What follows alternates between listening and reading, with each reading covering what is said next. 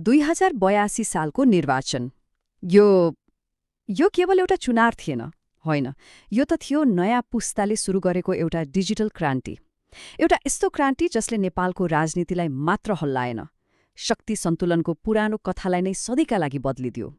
ल सुरु गरौँ त्यो नतिजाबाट जसले सबैलाई चकित बनायो। झापा 5 जुन वर्षौंदेखि एउटा अभेद्य राजनैतिक किल्ला मानिन्थ्यो, त्यही किल्लामा एकजना पूर्व प्रधानमन्त्री नयाँ युगका नेता बालेन शाहसँग लगभग 50,000 को विशाल मतान्तरले पराजित भए। यो सामान्य हारजितको कुरा थिएन, यो त थियो पुरानो पहिचानमाथि परिवर्तनको गर्जन। यो नतिजाले देशमा राजनीतिक भूकम्प नै ल्याइदियो। सोच्नुहोस् त, 275 सीटको संसदमा राष्ट्रिय स्वतन्त्र पार्टीले एक्लै 185 सीट जित्यो, मतलब लगभग 2/3 बहुमत। यो आँधीले देशको शक्ति मानचित्रलाई पुरै उल्टाइदियो अनि पुराना र स्थापित दलहरूलाई लगभग इतिहासको पन्नामा सीमित गरिदियो। तर प्रश्न उठ्छ, यत्रो ठूलो परिवर्तनको आँधी यो आखिर सुरु कहाँबाट भयो त? आउनुहोस् त्यो घटनालाई सम्झौं जसले यो शक्तिशाली युवा लहरलाई जन्माएको थियो। सेप्टेम्बर 2025 मा सरकारले सोच्यो होला, सामाजिक सञ्जालमाथि प्रतिबन्ध लगाएपछि सब चुप लाग्छन्। तर भयो ठीक उल्टो। टिकटक र डिस्कर्ड, जुन प्लेटफर्मलाई मनोरञ्जनको साधन मानिन्थ्यो, तिनै राजनैतिक आन्दोलनका गढ बने। यो डिजिटल विद्रोहको दबाव यति चर्क्यो कि सरकार चुनाव घोषणा गर्न बाध्य भयो। भनेपछि यो लडाईँ सडकमा ढुङ्गामुढा गरेर लडिएन, यो त एउटा बिल्कुलै नयाँ युद्ध मैदानमा लडियो, डिजिटल ब्याटलफिल्डमा। र यहाँका हतियार पनि नयाँ थिए, आर्टिफिशियल इन्टेलिजेन्स, डाटा र डिसइन्फर्मेसन पनि। परिवर्तन चाहनेहरूले एआईलाई आफ्नो सबैभन्दा ठूलो हतियार बनाए। उनीहरूले डेटाको विश्लेषण गरेर हरेक मतदाताको मन छामे अनि ठिक उनीहरूले सुन्न चाहेकै सन्देश पठाए। उम्मेद्वार आफै नपुगे पनि एआईले बनाएका भर्चुअल अवतारहरू देशको कुना कुना पुगे। तर हरेक प्रविधिको एउटा अँध्यारो पाटो पनि हुन्छ, होइन र? यहाँ त्यो अँध्यारो पाटो थियो डिपफेक। सोच्नुहोस् त, कुनै नेताले कहिल्यै नभनेको कुरा बोलेको भिडियो भाइरल हुन्छ। यसले मतदातालाई कति भ्रमित गर्यो होला।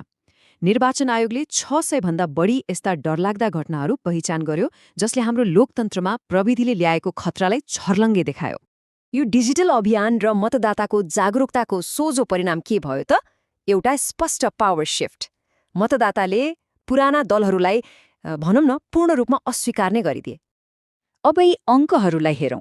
यी केवल तथ्याङ्क होइनन्, यो त एउटा पूरै कथा हो। राष्ट्रिय स्वतन्त्र पार्टीको प्रत्यक्षतर्फ 124 सीट र त्यसपछि हेर्नुहोस् त, कङ्ग्रेस र एमाले कहाँ छन्?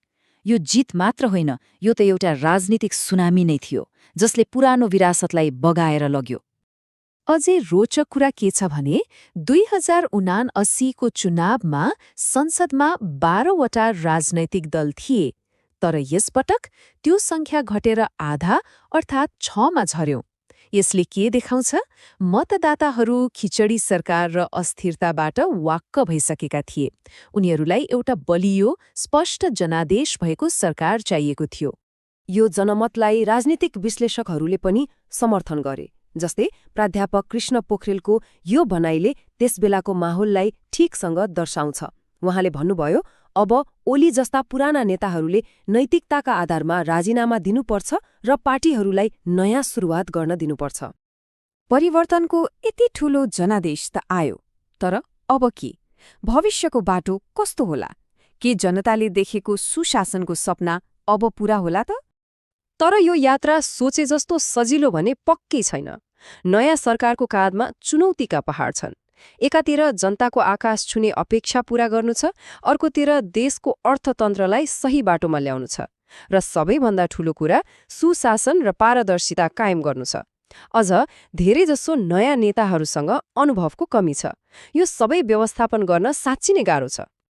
भनेपछि 2082 को निर्वाचन एउटा पुरानो अध्यायको अन्त्य मात्रै थिएन, यो त एउटा बिल्कुलै नयाँ कथाको सुरुवात थियो। नेपाली जनताले कथाका लागि नयाँ पात्रहरू त छानेका छन्, तर अब सबैको मनमा एउटै प्रश्न छ, के उनीहरूले लेख्ने यो नयाँ कथा साँच्चै प्रेरणादायी होला त?